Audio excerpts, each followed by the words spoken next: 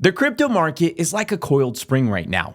The government shutdown, the TGA rebuild, and the step up in issuance have been holding liquidity back. But all of that is about to flip. The shutdown is coming to an end, QT is finally stopping, and we're primed for an absolutely insane liquidity wave going into 2026. And in my opinion, that means that the bottom is in, and I'm finally ready to start buying again. So in this video, I'll be going through the exact details as to why I believe the bottom is firmly in place and the exact catalysts that I believe are about to unleash a liquidity wave unlike anything we've seen since 2021. As I've been saying over and over for months now, the current weakness that the market is going through is a story of weak liquidity. We had weak liquidity from the TGA rebuild, we had weak liquidity from the step up in issuance, and then we had exasperated weak liquidity from the government shutdown. And with the TGA rebuild finished and the step up in issuance finally being absorbed by global market plumbing, the only thing that really matters right now is the government shutdown. That has been the number one thing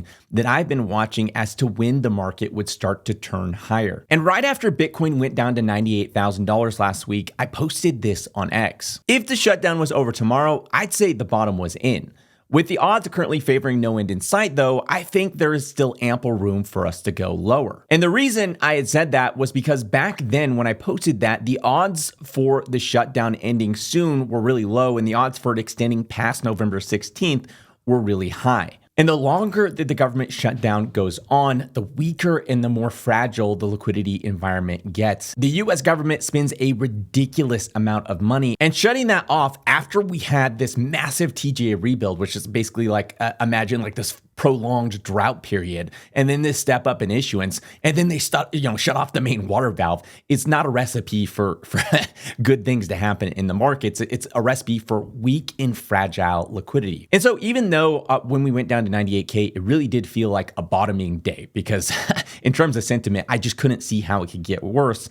I was still a little bit nervous because if the government shutdown did really extend past November 16th, things could still get worse. However, as of yesterday, the odds started to flip dramatically as it looked like we were going to finally get a deal to end the government shutdown. To where as of today, the odds are currently sitting at 88% that we see the government shutdown end between November 12th and the 15th, with Polymarket predicting it should be around November 14th. And for me, that really seals the deal. I had already felt like we'd bottomed in terms of sentiment when we went down to 98K because there was just too many people throwing a fit on X and giving up or whatever. It felt like a bottom. I've been through quite a few bottoming processes, and it felt like on point for what a market bottom typically feels like. And the end of the government shutdown meant that we had likely bottomed in terms of liquidity as well. And to clarify, when I say the bottom is in, I'm talking about that 98K Bitcoin price. I'm saying we're not going to go lower than that. There's no reason to go lower than that outside of some sort of crazy headline event like China invades Taiwan or some insane thing.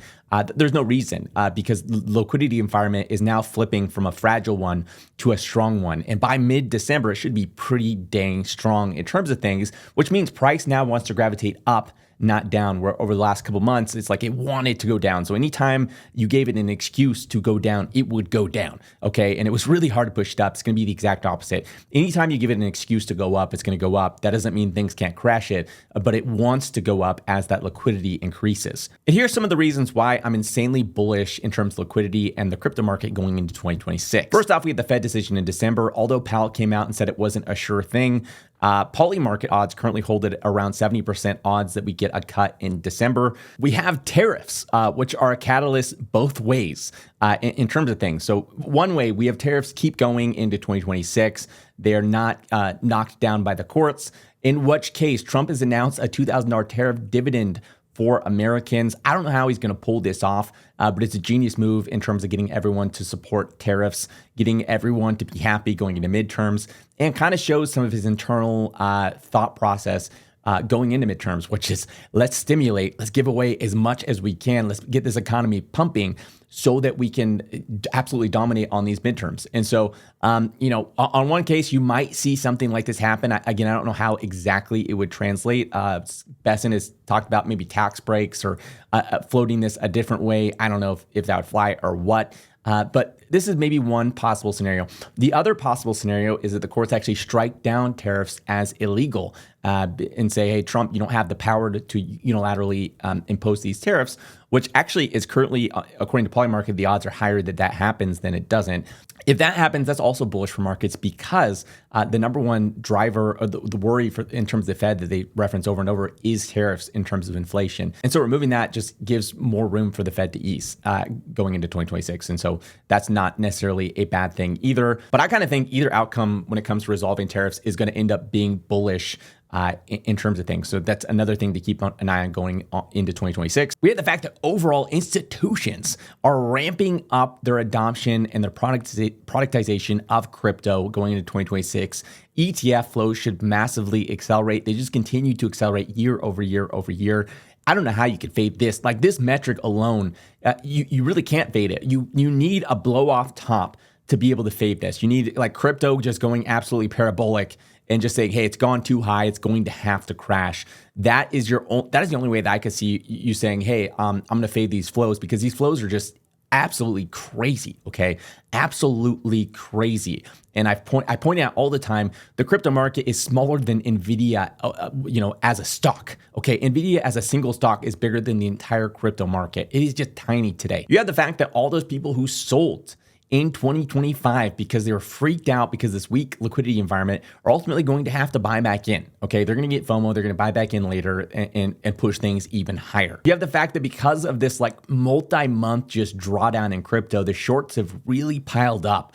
And those short positions, as soon as that liquidity flips from the government shutdown, are not going to be looking so hot, okay? It's just going to take one little catalyst for price to jump up, and then those shorts act as an accelerant, pushing price higher and higher and higher. And actually, that brings me to an interesting point that I almost forgot about, and that is we do have the possibility for some turbulence around all the data releases coming out. So two things. First off, this week, we're going to get a CPI data print on Thursday. And so that's going to tell us if inflation is accelerating or not. Every time these come out, it's always kind of turbulent one way or the other. Either it comes in line with expectations, then you could probably expect not really much. If it comes in hot, you can expect definitely maybe a move down back, maybe even sub 100K Bitcoin.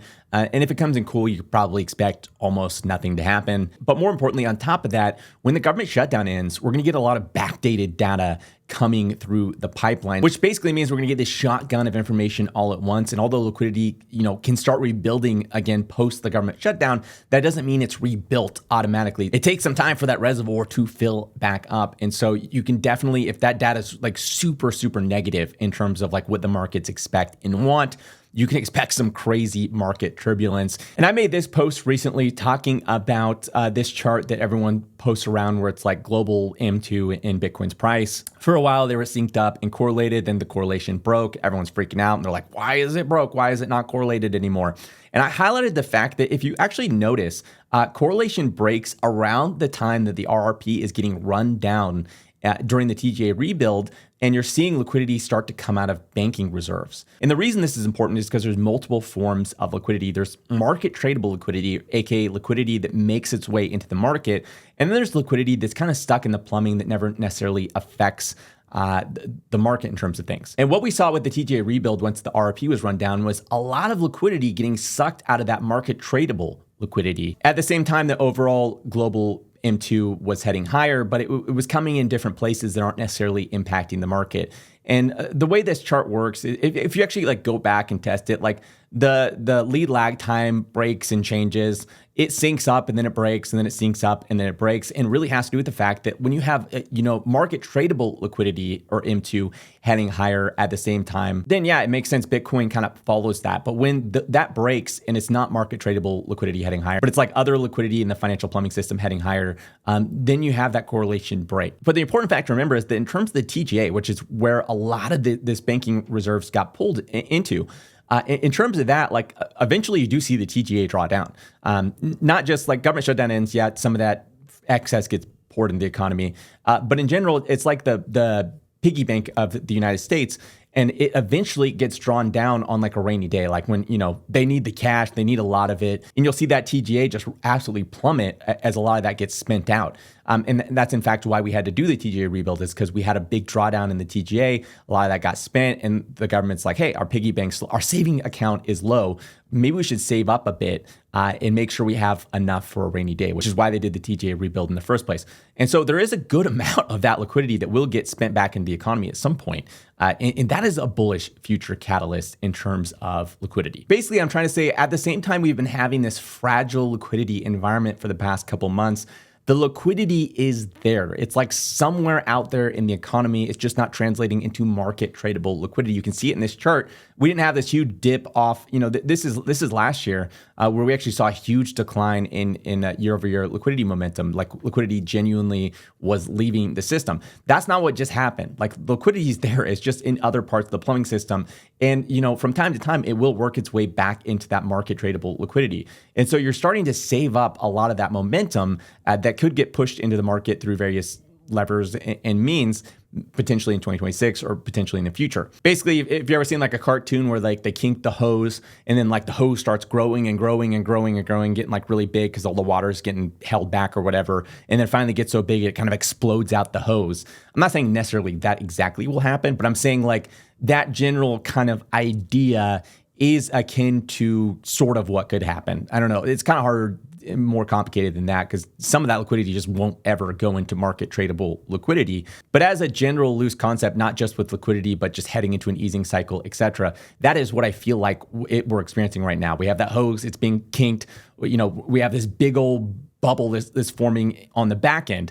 And one day, through different means and measures, I do see that liquidity, that kink being let go, and that liquidity is just going to burst out. And when that happens, that's when you see these big year-over-year moves in terms of global M2, and that's what causes alt season. That's what causes all these frothy bullish markets, and that is where I'm hoping we're heading going into 2026. And I think there's a lot of positive data and catalysts and reasons to believe that that's possible going into 2026. So to summarize, I believe the bottom is in. I don't believe that necessarily means we're going to go up only from here. It could still be turbulent between now and then. We could still definitely see some chop between, over the next few weeks or even the next month.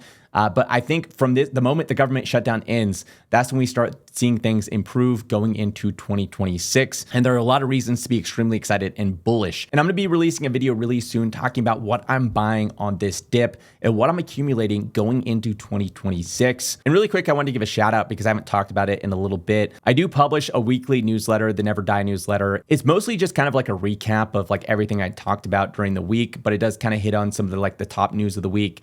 Some of the content that I put out during the week, and some other really important, impactful information that's really critical. I don't personally put this newsletter together. I hired a guy that commented on my YouTube videos for 2 years straight. He's really cool, and he's trying to make this newsletter a thing. He works really hard putting it together every single week, and he's been begging me to do a shout out on it. So if you want to support him and what he's doing, and you want to get some good news and kind of just, make sure you don't miss any of my content, make sure you go and sign up for that. I'm gonna have a link in the description of this video. As always, none of this is investment advice. None of this is me telling you to do anything with your money. I'm obviously not your financial advisor, and you should always do your own research. If this video is helpful, make sure to hit that like button. And if you want to see more videos like this, make sure to hit that subscribe button and the little bell next to it to be notified each time I release a new video.